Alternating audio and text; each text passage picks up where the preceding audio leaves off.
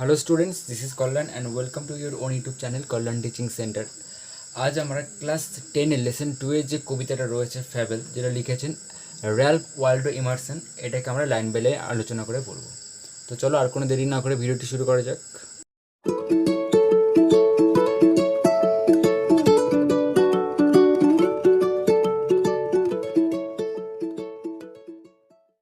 তো ফ্যাবেল শব্দের অর্থ হচ্ছে নীতিকথা।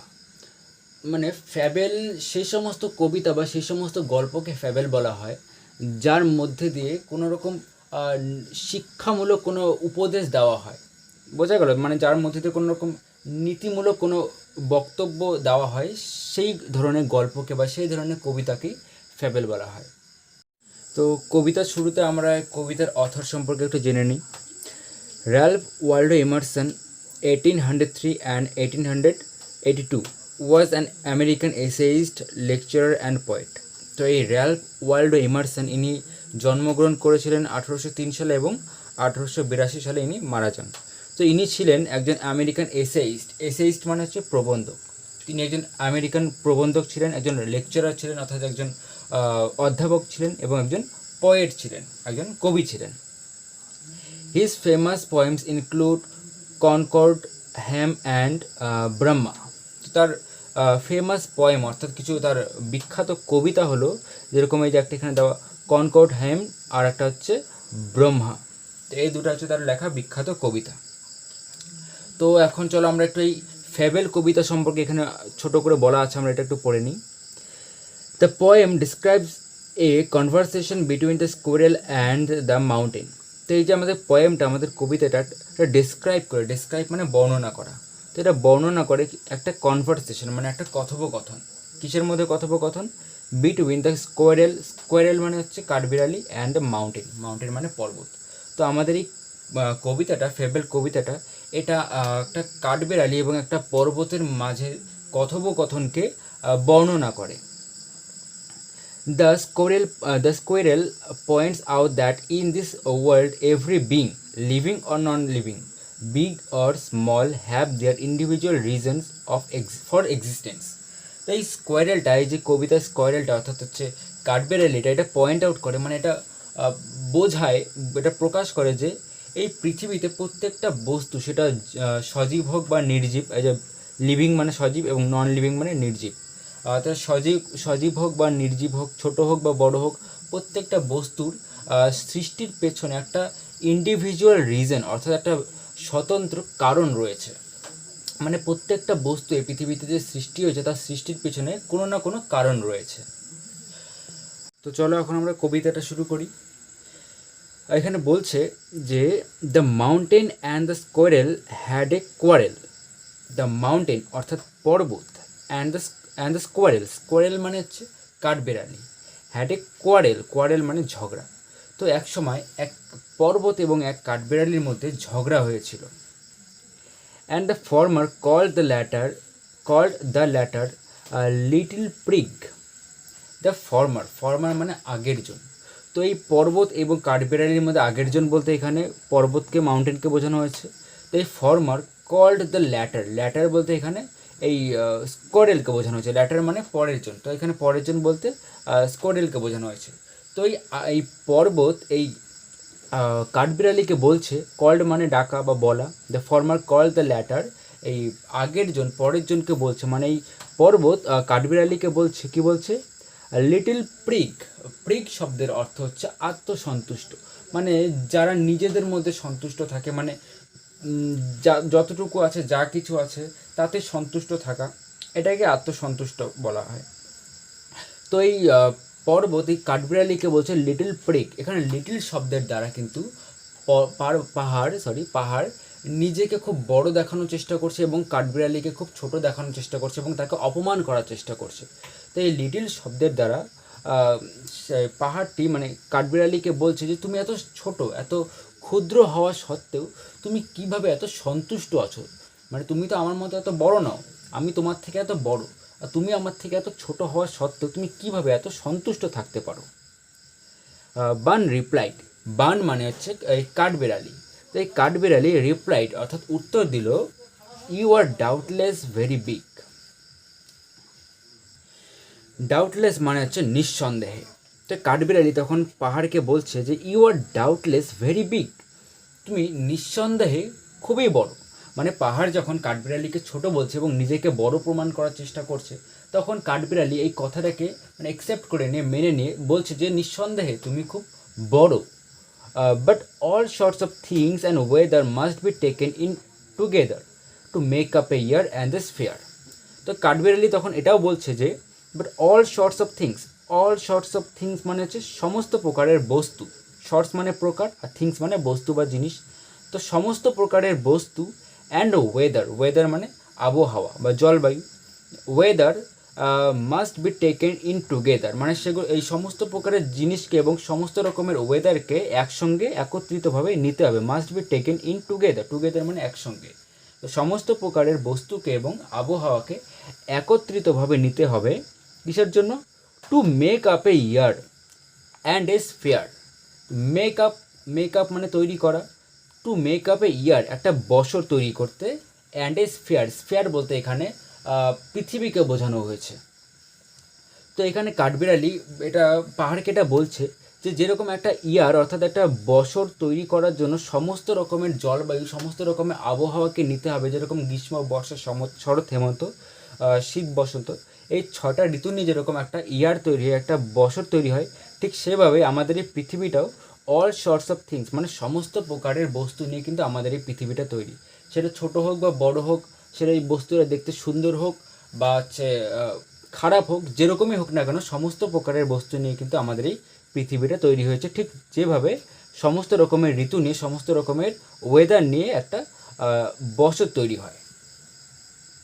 তো এই পৃথিবীতে ছোট বড় সমস্ত বস্তুর সমস্ত জিনিসেরই কিন্তু গুরুত্ব সমান।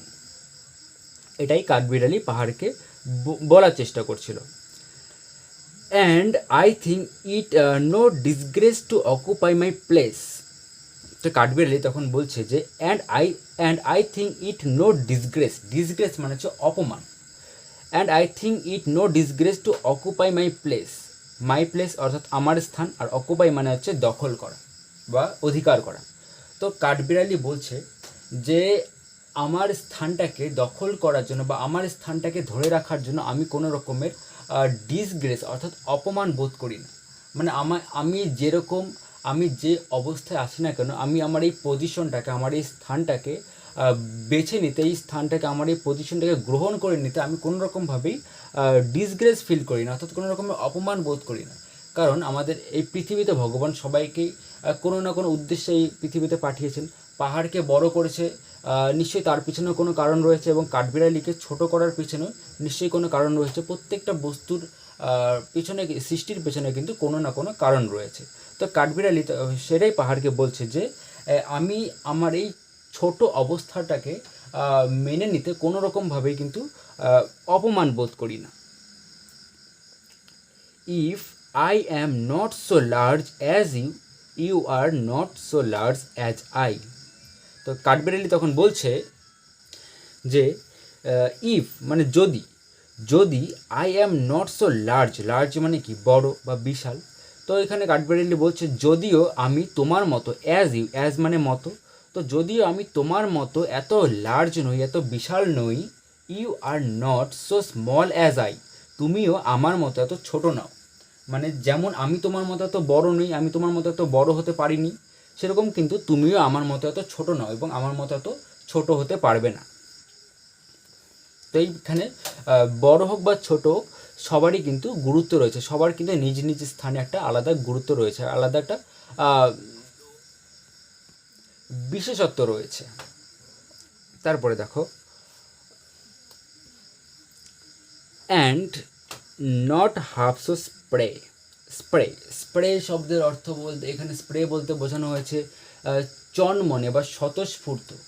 মানে এখানে কাঠবিড়ালি পাহাড়কে বলছে যে যদি আমি তোমার মতো এত বিশাল নই, I am not so large as you, যদিও আমি তোমার মতো এত বিশাল নই, you are not so small as I and not half so spry, এবং তুমিও কিন্তু আমার মতো ততটা ছোট নও, এবং আমি যতটা স্প্রে মানে যতটা আমি মানে যতটা আমি চঞ্চল, মানে কাঠবিড়ালি কীরকম প্রকৃতির হয়, কাঠবিড়ালি মানে দ্রুত গতিতে ছোটাছুটি করে, লাফালাফি করে।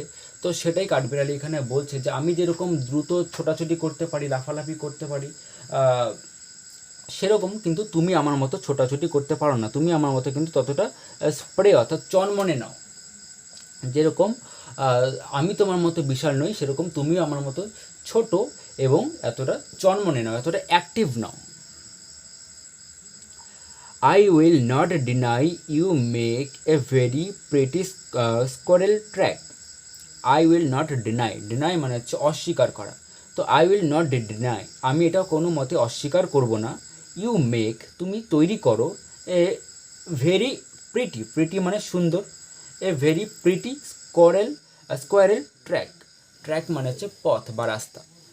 যে কাঠবিড়ালি এটা পাহাড়কে বলছে যে আমি এটা কোনোভাবে অস্বীকার করব না যে তুমি খুব সুন্দর, কাঠবিড়ালিদের যাতায়াতের জন্য খুব সুন্দর রাস্তা যে তৈরি করো, সেটা আমি কোনো মতেই অস্বীকার করবো না। আমি এটা মেনে নিচ্ছি যে তুমি খুব সুন্দর রাস্তা তৈরি করতে পারো নিজের মধ্যে কাঠবিড়ালিদের যাওয়া আসার জন্য। ছেড়ে গেল, talents differ and all is well and wisely put. Talents differ, talents মানে মেধা, আর ডিফার মানে আলাদা। অল ইজ ওয়েল, সবকটাই কিন্তু, এখানে অল বলতে সমস্ত রকমের ট্যালেন্টকে বোঝানো হয়েছে, যে অল ইজ ওয়েল সবকটাই কিন্তু ভালো, সবকটার কিন্তু গুরুত্ব রয়েছে। অ্যান্ড ওয়াইসলি পুট, ওয়াইসলি মানে হচ্ছে বিবেচনার সাথে, অ্যান্ড ওয়াইসলি পুট, এবং সেগুলোকে বিবেচনার সাথে মানে বিভিন্ন বিবেচনার সাথে সেগুলোকে কী করা হয়েছে, স্থাপন করা হয়েছে।